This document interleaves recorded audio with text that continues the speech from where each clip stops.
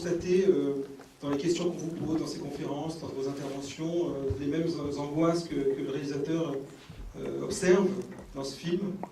Oui, alors c'est toujours les mêmes angoisses liées à l'addiction, aux excès, au côté chronophage des réseaux sociaux, d'Internet, des visionnages compulsifs de vidéos sur YouTube, sur YouPorn et compagnie. Mais pour moi, c'est quand même très lié à l'angoisse, en fait, parce qu'on est démunis face à ces outils qui sont très neufs. C'est pas forcément toujours une réalité. Donc, je crois qu'il y a beaucoup de choses à tempérer aussi. Effectivement, toutes ces pathologies qu'on va concentrer dans ce film, c'est pas forcément ce qu'on voit non plus. C'est très, le numérique accélère beaucoup. On voit là ce phénomène massif comme ça, tout se démultiplie très vite, mais finalement c'est un reflet de ce qu'on a toujours vu, même sans le numérique en fait. Sauf que là c'est très accéléré et ça touche massivement beaucoup plus de gens et qu'on le voit en fait, parce qu'on le partage sur les réseaux sociaux, etc. Je ne crois pas que ce soit si nouveau que ça en fait, concrètement. Il y a de nouvelles pathologies qui émergent, mais... Michael, vous, les patients, on a préparé cet entretien, on en discutait, les patients que vous rencontrez, vous les avez retrouvés dans le film? Les parents et les enfants d'ailleurs, ou les adolescents? Oui, c'est vrai que je me remets un peu du film. Hein, oui, c'est ça, c'est toujours un peu brutal. C'est vrai que moi, ce que je retiens quand même, sans faire une analyse du film, c'est profondément le fait que, chose dont j'ai toujours été persuadé, c'est que les virtuels, toutes leurs pratiques ne sont que des révélateurs, des facilitateurs et des amplificateurs de ce que nous sommes. Ce qui, moi, en tant que psychanalyste, me passionne, parce qu'au fond, ce que les gens, d'habitude, n'arrivent pas à se dire, véritablement, ils osent enfin, pour le meilleur et pour le pire. Ce que je perçois dans ce film, d'ailleurs c'est un peu la thèse du film, c'est une profonde solitude de l'être humain. C'est vraiment flagrant, l'incapacité à pouvoir se dire. Et comment on ose, au fond, être cet autre qui d'habitude nous inquiète, nous fait peur. Je sais pas moi, la femme infidèle, le héros dans un MMORPG. Au fond, toutes ces figures qui parfois idéalisées ou en même temps qui nous inquiètent. Et je crois que c'est un excellent film qui montre après, d'un point de vue purement clinique, clinicien que je suis, il y a un condensé terrible au fond de ce qu'on perçoit véritablement dans ces histoires. Alors, les parents qui divorcent et comment le jeu va venir colmater, évidemment les sites de rencontres où justement on ose franchir certains pas. Je crois que profondément c'est ça qu'on retrouve dans ce film, et c'est vrai que après il y a une certaine justesse, c'est vrai quand même dans la manière dont il aborde les histoires, tout en sachant, si on devait dire, c'est que le jeune qui joue à Guivoire, pour dire les choses, il a une vie quand même, il a une vie scolaire, etc. Ceux que j'ai pu rencontrer sont totalement déscolarisés, ont été enfermés pendant plusieurs années dans certains mondes, donc c'est vrai que ça reste quand même quelqu'un qui va... Hein, je dis en fait c'est encore plus extrême que dans le film. Pourquoi? Bon, s'ils sont entièrement déscolarisés... Ah oui, dans la réalité... Dans la réalité, c'est plus, plus extrême que le film. Totalement, la réalité dépasse toujours la fiction. Non, c'est vrai que j'avais mal saisi, pardon. Mais oui, évidemment, ça dépasse. Vanessa, justement, sur l'addiction... alors, je sais, alors non, vous ne savez peut-être pas, mais c'est aussi un sujet qu'on peut lire quand on fait des recherches, quand on se documente. Alors, il y a l'addiction comportementaliste, donc sans substance. On parle de l'addiction à des tendances, à des comportements. Est-ce que ce jeune-là qui joue aux jeux vidéo et qui se projette finalement dans son avatar et qui discute de manière quand même assez spéciale à propos de sa mère, enfin, est-ce que ça, c'est des choses que vous constatez, vous, en France, puisque là, on parle d'un film américain, et est-ce que finalement ce film est universel et qu'on retrouve les mêmes cas ici? Alors, trois choses. Oui, on voit effectivement la même chose en France, c'est assez universel pour le coup. Le deuxième point, c'est moi je ne parle pas d'addiction, mais de pratique excessive. D'accord. Je trouve que c'est plus intéressant pour refléter finalement ce qui se passe. Effectivement, on est dans l'excès, mais l'excès vient dire quelque chose. Un comportement excessif vient manifester quelque chose à l'extérieur. vient montrer un symptôme au devant de la scène.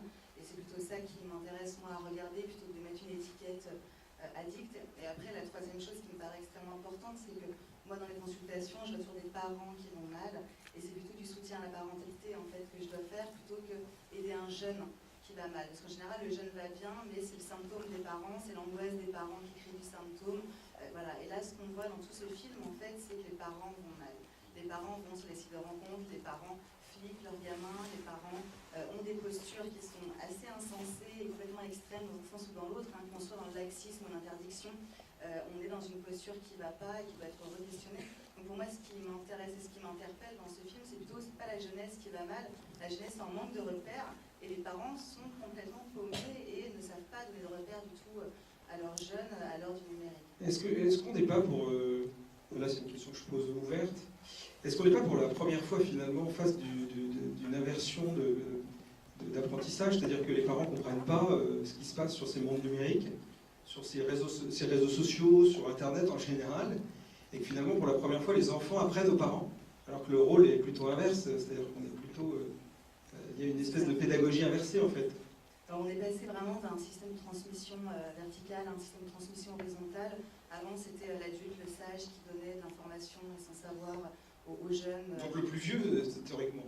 Oui, c'est ça, le plus vieux, en tout cas celui qui avait l'expérience. Aujourd'hui, les rapports se sont horizontalisés avec les réseaux sociaux et Internet. On accède tous à l'information de la même manière. On a tous un accès potentiel, en tout cas, à de multiples choses.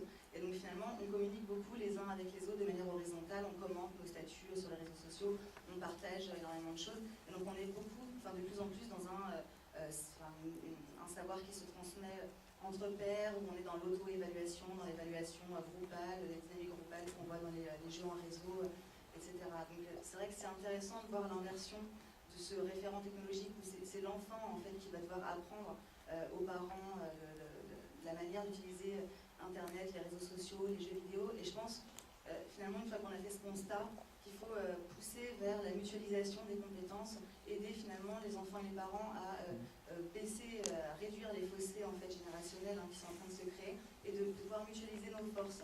L'enfant sait utiliser les outils mais ne sait pas les comprendre, il ne sait pas les penser.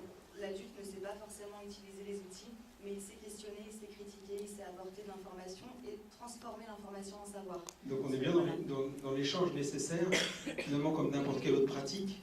Le dialogue absolument avant tout, comme n'importe quelle pratique. J'aimerais pouvoir réagir. Bien sûr. Ça arrange bien quand même les adolescents qui ont des parents qui ne supportent plus qu'on les traite de vieux cons parce qu'il y a le terme de vieux, d'avoir des espaces qui sont à eux. Et je ne suis pas toujours pour cette idée à tout prix de vouloir créer à tout prix une forme de dialogue. C'est toujours bien quand il y a une situation de crise.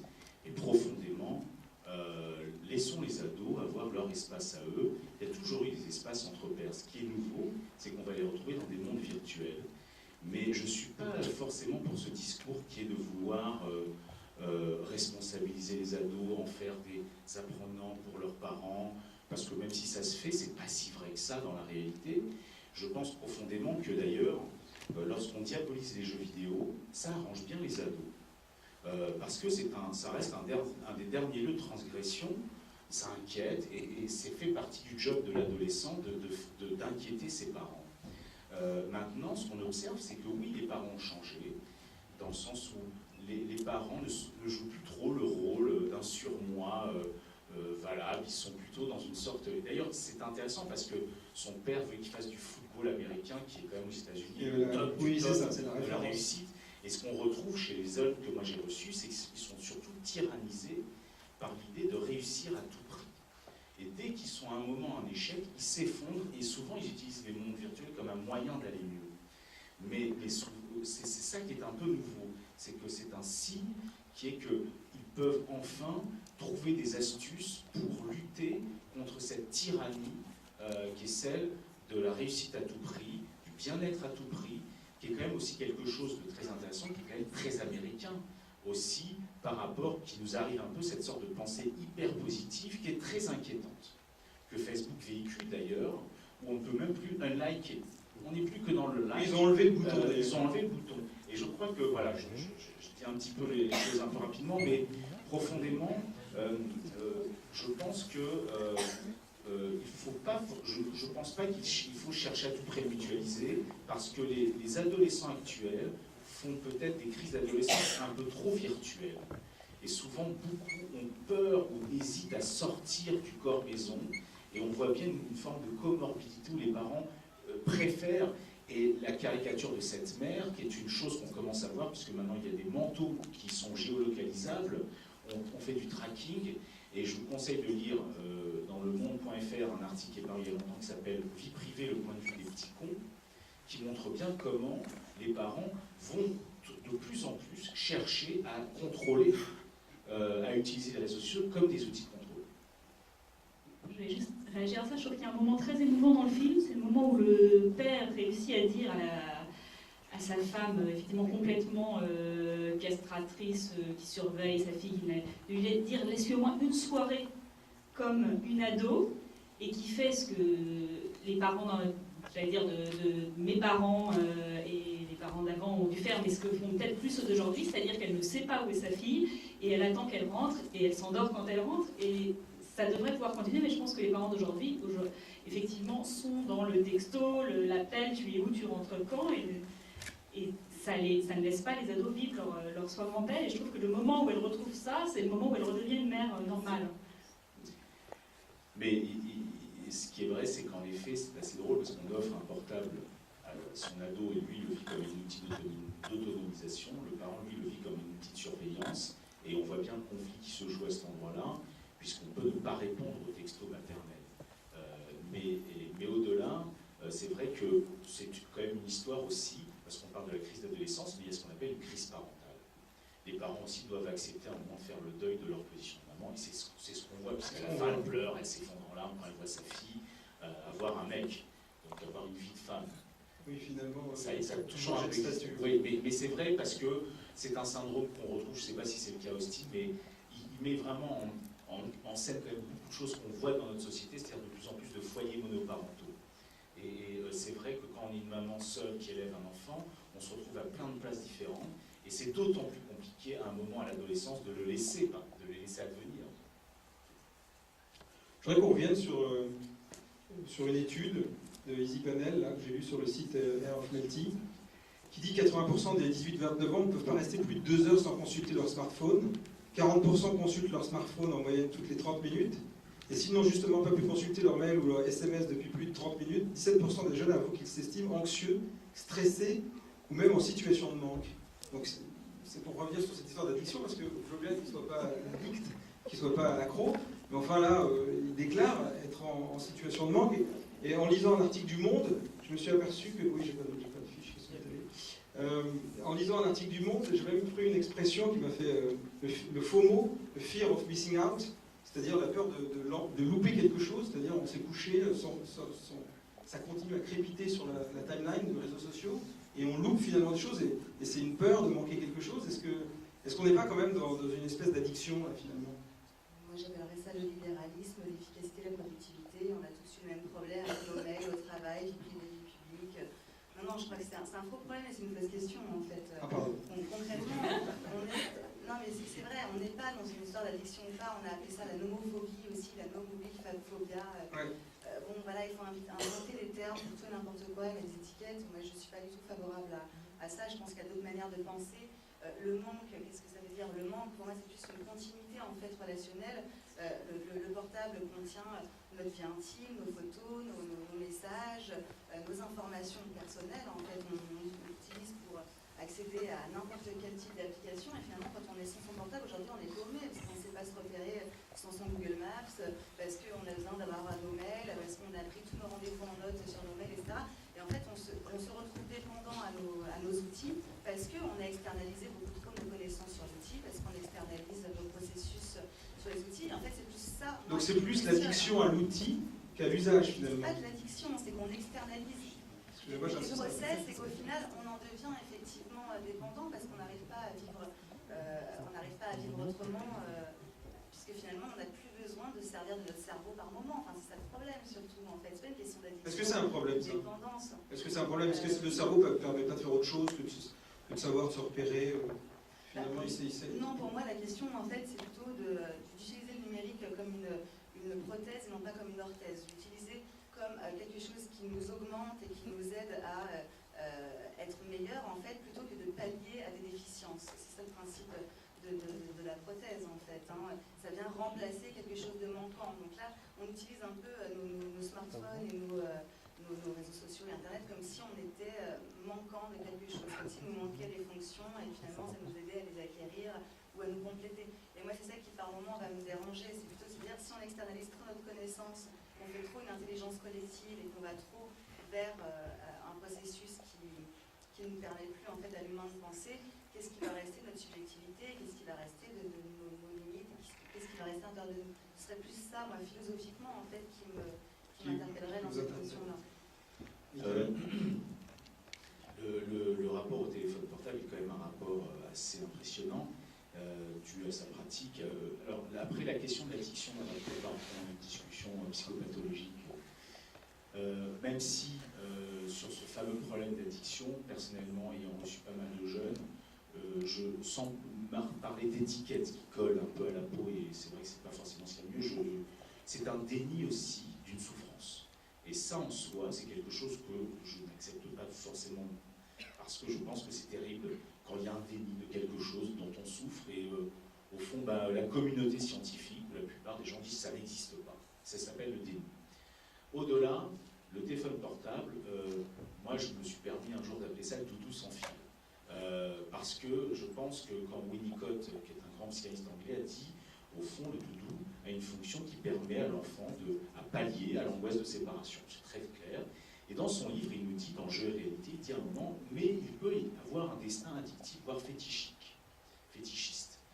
Et c'est vrai que j'ai même été plus loin, c'est que je pense que dans notre rapport au smartphone tactile, il y a quelque chose de très intriguant, de très invisible. Au fond, avec mon doigt, je peux toucher une image. Le toucher est une fonction proximale, c'est-à-dire qu'il me rapproche du corps. La vision c'est une sensualité qui met à distance. Je peux enfin combler cette distance avec mon doigt. Je peux la caresser. Je peux finalement utiliser cet objet-là comme un objet qui vient pallier à des angoisses peut-être d'abandon, de séparation. Moi qui prends le RER tous les matins, je peux vous dire que tout le monde est rivé. Et au-delà de la mémoire affective des photos, quand on réfléchit bien, ce n'est pas une addiction à l'objet, c'est une addiction à l'autre. Et ça, l'addiction à l'autre, elle a toujours existé. La passion amoureuse en a été un des premiers exemples. Je pense qu'Emma Bovary aurait adoré Mythique. Il est évident que les gens qui sont des passionnés, les relations transférentielles sont incroyables sur Internet. Les gens ont des passions amoureuses. Comme il le dit, je ne les ai jamais rencontrés en IRL, mais la force avec laquelle je suis accro aux tweets, aux retweets, aux followers, je suis accro à mes commentaires, à mes likes, je suis accro au fait que j'ai envoyé un SMS et j'attends sa réponse avec tout ce que ça implique dans la contraction du temps, mais finalement c'est une addiction à l'autre. Et j'ai eu l'occasion de rencontrer les dépendants affectifs et sexuels, qui est une grande association comme celle qui est anonyme, qui n'aiment pas trop les psys, sont très méfiants, et ils m'ont quand même dit qu'en effet leur file active depuis l'apparition d'Internet avait explosé, parce que justement c'est un amplificateur de cette tendance qui a toujours été présente. La passion amoureuse est une histoire qui date de... Vous parlez même de jouissance du RT, d'audimat intime. Oui. Oui, la question d'un audimat intime privé, évidemment, vous le voyez bien, le premier des publicitaires, c'est nous. Ça devient, c'est l'adolescent qui a besoin d'un grand nombre en quantitatif, mais parfois aussi, quand on rentre dans les détails, en qualitatif, à travers des commentaires qui vont le toucher plus qu'un autre, évidemment. C'est ce qu'on appelle le personal branding, c'est ça voilà, que l'adolescent effectivement pratique beaucoup. Je vais juste revenir sur ce que vous disiez sur le fear of missing out, le FOMO, qui effectivement, je ne sais pas si c'est vraiment une réalité, je partage un peu les doutes de Vanessa là-dessus. C'est une réalité à un certain niveau, mais je ne pense pas que ça soit non plus une pathologie totale, mais qui est en tout cas un mot qui fait florès. Et moi, ce qui me fait rire, c'est qu'en fait, le numérique s'est retourné là-dessus et que maintenant, c'est un business d'aider les gens à décrocher, de faire des digital detox, de faire des applis qui vous aident à ne pas regarder votre smartphone. Ça, je trouve ça très fort. Hein. Alors, il suffirait de l'éteindre, finalement. Il y a une appli qui vous rappelle de ne pas la regarder trop souvent, qui enregistre combien de fois vous consultez. Et Parce que, en fait, Nokia avait sorti une étude qui disait en 2010 qu'on regardait 150 fois par jour son mobile. Ça me paraît peu. Ah ouais, d'accord. Bon, alors, 150 fois, moi, je trouve ça dingue, mais peut-être je fais plus. Est-ce qu'on ne cherche pas la surstimulation, la stimulation de l'écran là? Est-ce qu'il n'y a pas là quelque chose qui est intéressant d'expliquer peut-être? C'est vrai que ça dépasse quand même, moi je reste un peu, non, sans parler d'addiction, il faut comprendre que l'addiction c'est une lutte antidépressive. Les gens vont utiliser un objet extérieur parce qu'ils n'ont pas toujours les capacités eux-mêmes de baisser un niveau d'angoisse ou de déprime.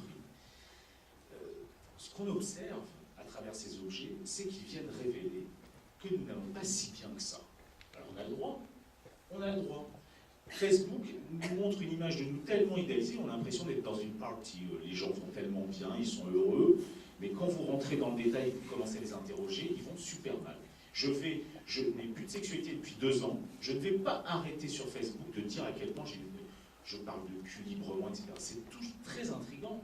Qu'est-ce qui se passe? Pourquoi nous-mêmes, on est dans des... La France reste quand même le premier pays consommateur de psychotropes au monde depuis pas mal d'années. Donc c'est vrai que les gens ne vont... je ne vends pas ma chapelle. Moi j'ai des clients, je ne fais pas que le métier de psy. À un moment, on m'a presque accusé d'être le Kimberly Young français, c'est-à-dire de faire du fric dingue autour de l'addiction. C'est totalement délirant. Je ne suis pas lancé. Il y a des business, des spas maintenant organisent des séjours de digital detox, on pose un rituel, son portable dans un coffre-fort, etc. C'est évident. Maintenant, je ne crois pas. Les gens qui en général font du digital detox, c'est souvent des gens qui à un moment, d'ailleurs c'est assez intéressant parce que j'ai travaillé un peu sur le sujet, c'est que souvent ils n'ont plus suffisamment de retour sur investissement sur leur site. C'est-à-dire qu'il n'y a plus assez de feedback. Ils accusent, donc c'est-à-dire concrètement ils n'ont plus assez de likes, etc. Et vu qu'ils y étaient tout le temps, il y a un moment où ils accusent l'objet d'être à l'origine. Quand on commence à accuser un objet d'être à l'origine de son mal-être, ça veut dire qu'on est déjà accro. C'est une forme d'addiction. Maintenant, ce n'est pas une addiction, ce n'est pas une drogue, évidemment. Tous ces objets-là ne sont pas des drogues. Mais pour certains individus, et on avait parlé tout à l'heure de Philippe Didier, qui est quand même un très grand écrivain de science-fiction, et souvent, peut-être ils imaginent le futur, lui, il le dit concrètement. Pour lui, ça existe, cette idée-là. Et d'ailleurs, lui-même est un grand toxicomane. On est autre chose, de mescaline ou autre. Mais c'est vrai. Voilà, du sérieux. Mais c'est vrai que, soyons honnêtes, il y a quelque chose dans ces mondes étonnamment génial, des sentiments d'immersion qui nous aspirent, exister dans une image, alors que la nôtre nous échappe. Il y a beaucoup de choses comme ça, des réflexions assez fortes qui nous montrent à quel point cette question-là peut exister. Est-ce qu'on peut peut-être... il y a peut-être des questions dans la salle. Est-ce que si vous avez des questions... Oui, là-bas, je vois qu'il y a une question. Je vais essayer de trouver un micro. Est-ce que c'est Alexandre Deisner, auteur de Facebook m'a tué, qui veut poser une question? C'est ça? Oui. Rapprochez-vous, je vais vous passer mon micro. Parce que je voulais vous poser une question. Je sais comment vous avez parlé de...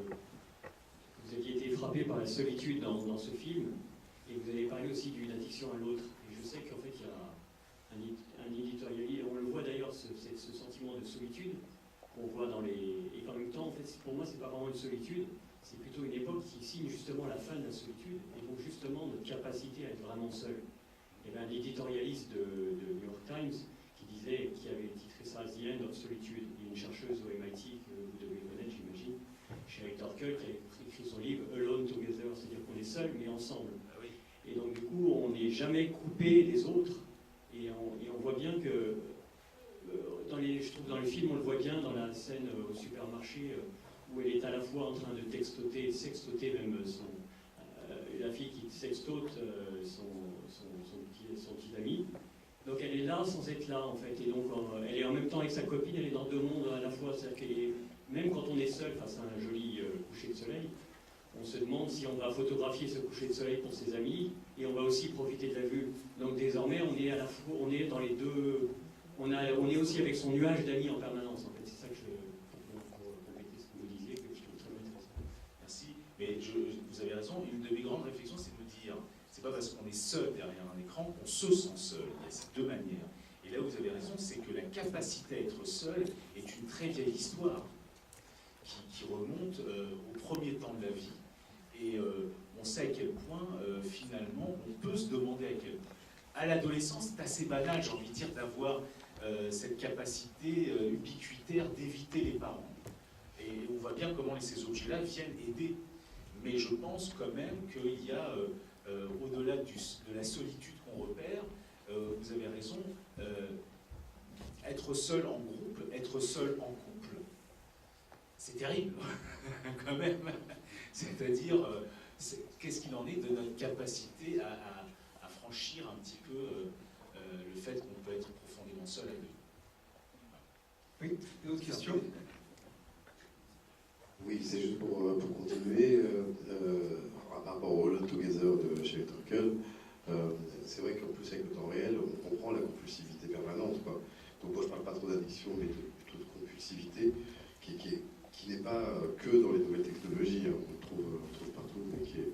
Il y a un autre point que j'ai trouvé, enfin bon, le film m'a touché, mais il y a un point que j'ai trouvé très fort, c'est que c'est vrai qu'on voit qu'une des grosses différences, c'est qu'avant c'est l'oralité, maintenant c'est l'écrit, ça reste. La question de la trace, on voit bien avec la gamine, on voit bien avec son blog, on le voit dans les cours de récré partout, avec la question de la victime et du bourreau, qui sont les mêmes enfants entre eux. Avant, on s'engueulait dans une cour de récré, puis 15 jours après, c'était terminé. Aujourd'hui, tout le monde le sait sur son wall, on s'efface, on se fait, etc., et ça reste. Donc ça, j'aimerais bien avoir un retour de votre part à 3. Et puis, le dernier point, c'est que c'est par rapport au jeu, parce que moi aussi, je me suis beaucoup intéressé au jeu, et si je prends l'exemple de World of Warcraft, moi, j'ai connu quelqu'un qui jouait 18 heures par jour à World of Warcraft pendant qu'il était au chômage. Et un jour, je lui ai demandé, mais tu t'exclus là? Il m'a dit, mais attention, c'est pas parce que le réseau est virtuel que mes relations le sont, mes relations sont réelles. Je connais plein de gens dans le monde. Et puis, je te rappelle qu'un café en terrasse, c'est 2 €. Aujourd'hui, j'ai pas les moyens de me le payer. Donc, quelque part, pendant ce temps-là, je continue à communiquer et à vivre quelque chose avec les gens. Et ce vécu, c'est un vécu réel, c'est pas un vécu virtuel. Merci. Vanessa, sur cette question? Il y a beaucoup de questions. Disons que justement sur le vécu virtuel.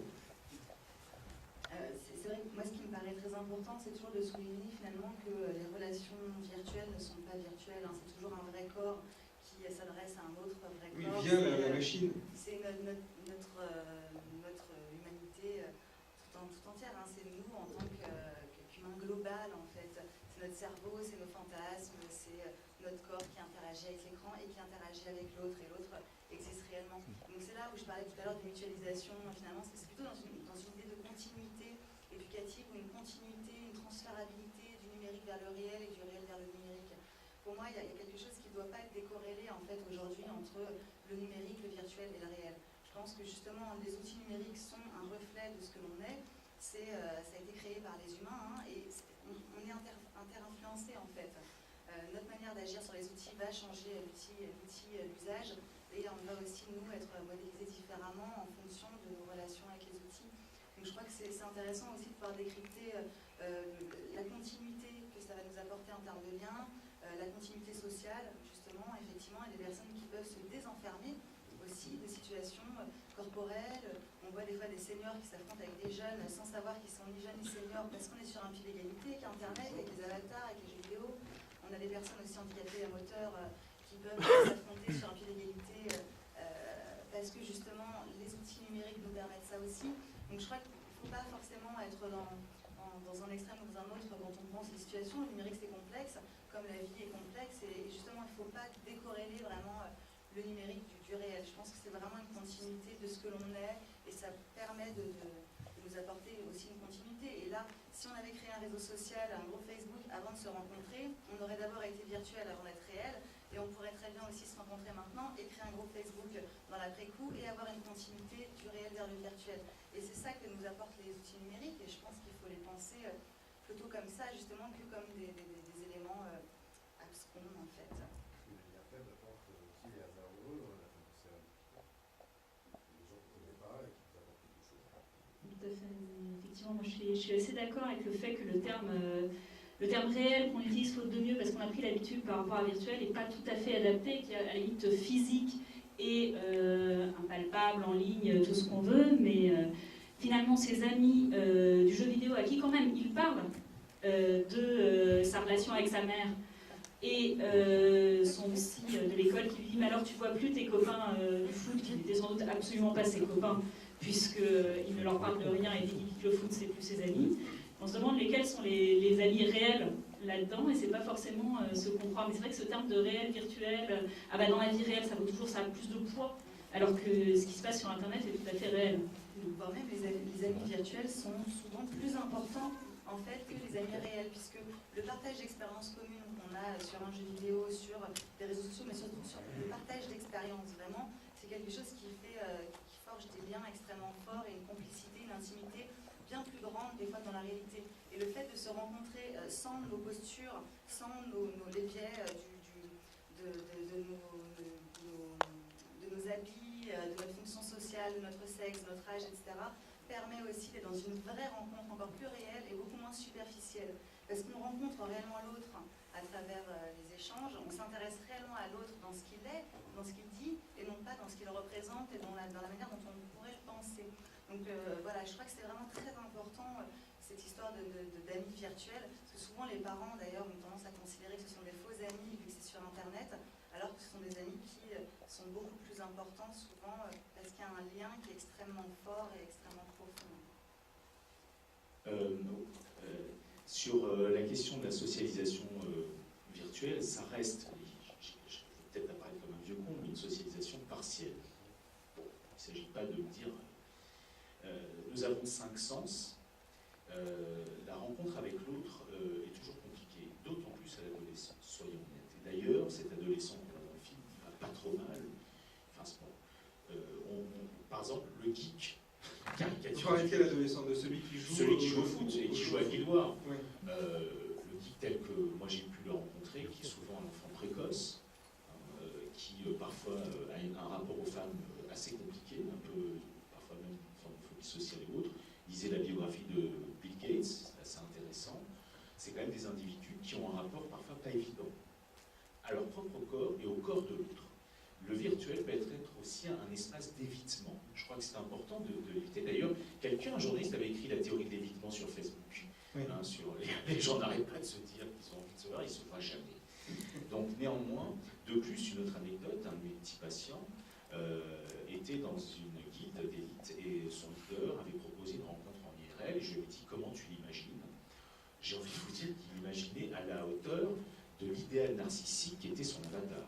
Les avatars sur WoW, c'est pas des SDF ni des sans-papiers, même les nains sont assez impressionnants. Alors, vous avez sacrés guerriers. C'est quand même des gens plutôt impressionnants. Il y a un idéal quand même, hein. C'est un miroir incroyablement délirant. Les avatars qu'il y a dans ces mondes-là, on le voit d'ailleurs, son avatar, c'est quand même impressionnant. C'est une masse. Et il imaginait à l'image presque de son avatar, c'était un elfe de la nuit. Il a rencontré, pour dire les choses, un mec, j'exagère, 1m50, 40 kg tout mouillé, un peu fétiche. Et d'ailleurs, c'est très intéressant parce que, comme vous savez, les Américains ont commencé à travailler sur le transfert des compétences des mondes virtuels au monde réel. Les leaders d'une guilde développent des compétences en management et en leadership très impressionnantes. Et on s'est dit, nous allons tenter de les mettre dans le réel. Sauf qu'ils ont eu affaire à des leaders de guilde qui, dans la réalité, étaient souvent des gens avec des soucis dans la relation à l'autre, qui même n'osaient même pas regarder les autres dans les yeux. Entre autres, c'est vrai que voilà, maintenant, il est évident que la plupart des joueurs de WoW, c'est un jeu fantastique, ils font très bien. Ils l'utilisent comme un espace de combat collectif. C'est quand même pas un espace de dialogue, ça peut être un espace de dialogue, c'est un espace où vraiment on combat. Les jeunes que j'ai reçus sont des challengers, aucun n'avait de théorie gauchisante ou baba cool, c'est des gens qui veulent réussir, quitte à écraser les autres, mais dans un cadre... Et ça veut dire qu'ils arrivent quand même à s'auto-limiter dans le jeu, à pas y rester, parce que les enfants petits ont beaucoup de mal à s'auto-limiter sur ce type de jeu. Et plus ils grandissent, plus ils arrivent à s'auto-limiter, ou il faut les encourager, ou il faut les éduquer à la limite.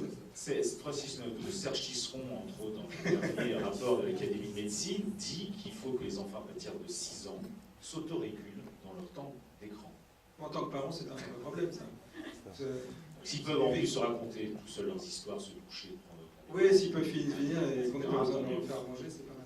Mais Vanessa, là-dessus, sur les limites et l'auto-limitation déjà. Parce que finalement... Je vais rebondir sur un propos précédent en fait, de Mickaël. Ah oui, on va pas pouvoir, on essaie de répondre à toutes les questions, mais non, Je vais juste rebondir sur ce que Mickaël disait. Sur les joueurs. Par rapport à World of Warcraft, quand même, quelque chose de très significatif, c'est que au début, on se connecte pour jouer. Déjà, on ne peut pas jouer tout seul, hein, sinon on n'aime pas à bien des quêtes et finalement on se retrouve en échelle où le jeu ne sert à rien en fait si on n'est pas à plusieurs. Donc l'aspect collaboratif est primordial et ça aide à développer beaucoup de compétences, la collaboration, la co-création, c'est des choses qui sont... Oui, j'aimerais qu'on finisse peut-être sur les côtés un peu positifs de... Sur ça, oui. Ce jeu-là, c'est un jeu qui permet d'être en relation et finalement on se connecte via Skype, via TeamSpeak ou des outils comme ça où on est connecté avec des casques et en fait on ne se connecte pas forcément pour jouer, on se connecte pour papoter avec ses copains parce que finalement on est dans une communauté, parce que le groupe est extrêmement important.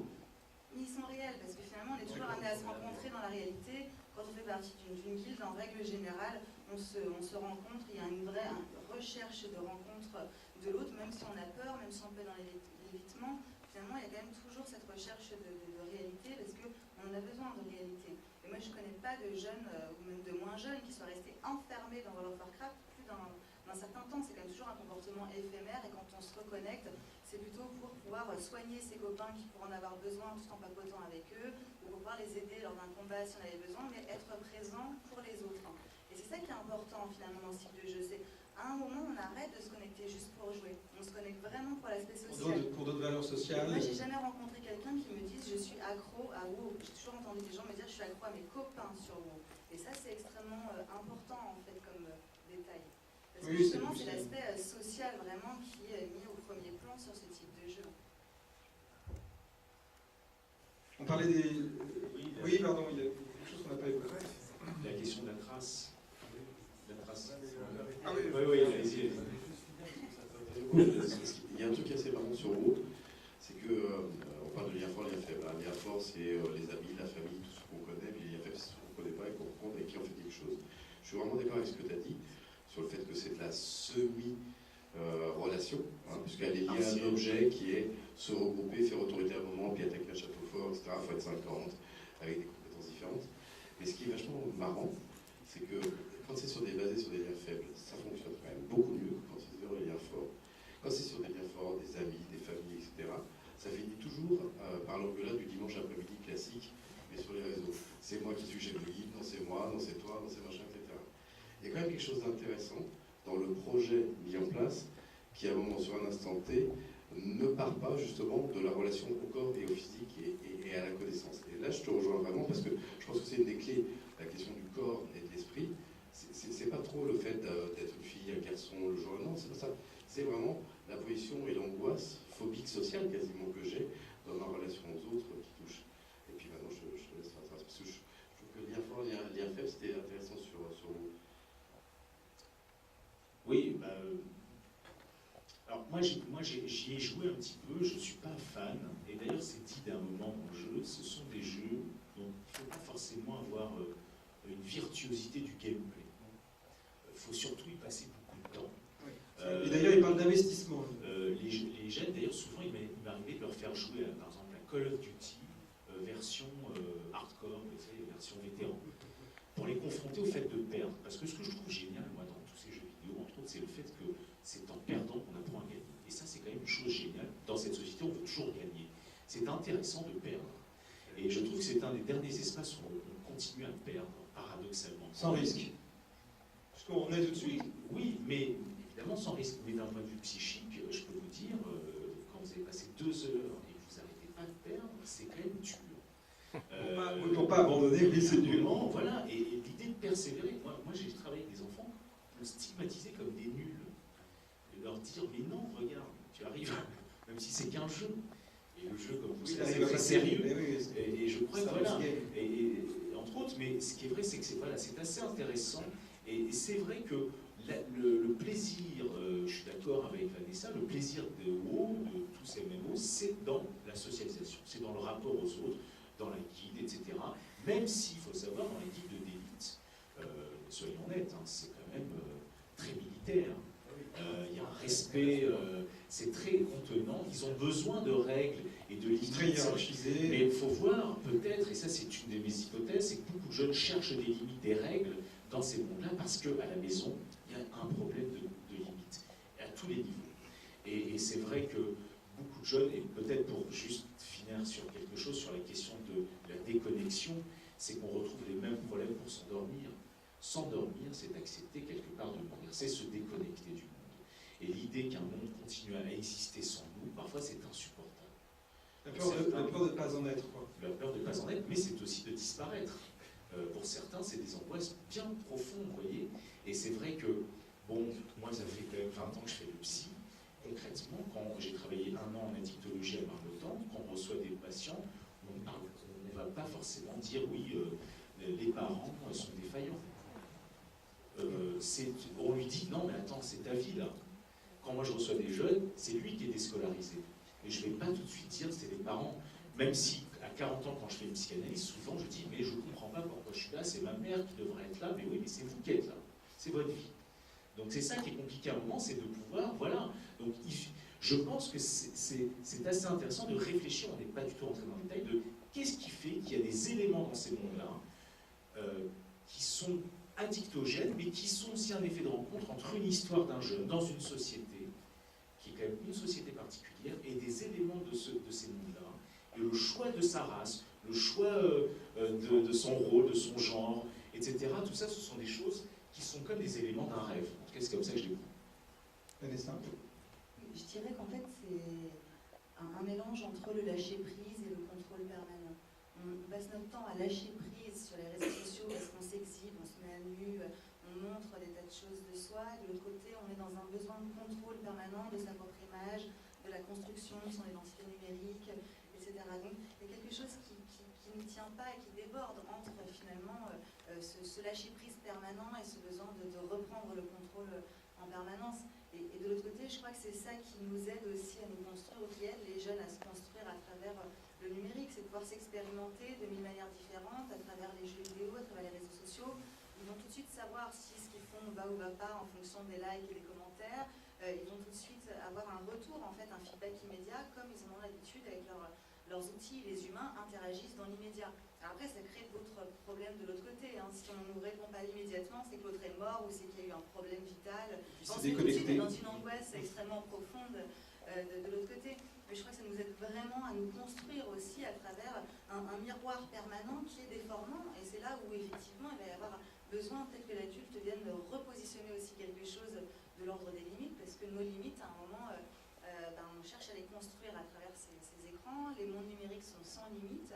Et le problème, c'est que justement, le numérique étant totalement illimité, hein, on a Internet de manière illimitée, il n'y a aucun espace-temps dans Internet ou dans le numérique, il n'y a pas de temporalité. Hein, un lien en entraîne toujours un autre, sur un jeu vidéo, il n'y a pas l'heure.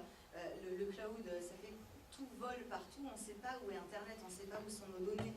Donc ça nous fait perdre complètement tous nos repères, en fait, nos repères tangibles. L'humain n'a plus aucune manière de pouvoir se positionner par rapport au numérique. Donc on est obligé à chaque fois de se repositionner de manière subjective en fait face aux outils.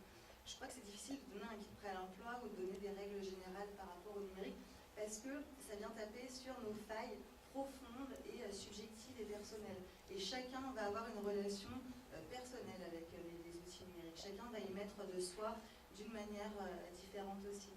Donc ça va être à chacun de trouver quelles sont ses limites, à quel moment on se sent tyrannisé par l'outil, à quel moment on a besoin de l'outil pour pallier à quelque chose, à quel moment finalement on peut se passer de l'outil pour réussir à repenser ou à s'ennuyer tout court et être seul aussi avec soi-même pour recentrer quelque chose.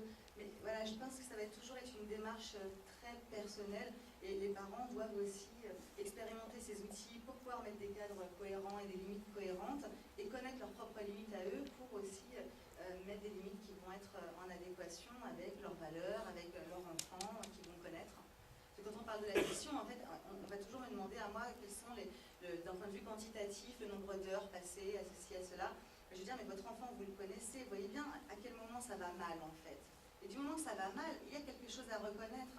Et je dis pas. À quel moment il va trop loin, si vous voulez dire? À quel moment ça va trop loin, à quel moment il y l'usage? a une souffrance? Ouais. À quel moment il y a une souffrance qui est en train de s'exprimer à travers un excès? À quel moment on voit que l'enfant a changé, qu'il y a un problème qui n'arrive pas à s'élaborer? À quel moment il y a besoin de mettre un discours sur un comportement? Et à quel moment le parent n'est plus en position peut-être de mettre des mots et qu'on aura besoin d'aller consulter quelqu'un sans parler d'addiction ou pas? Pour moi, le problème, c'est surtout de reconnaître une souffrance à un moment quand il y en a une.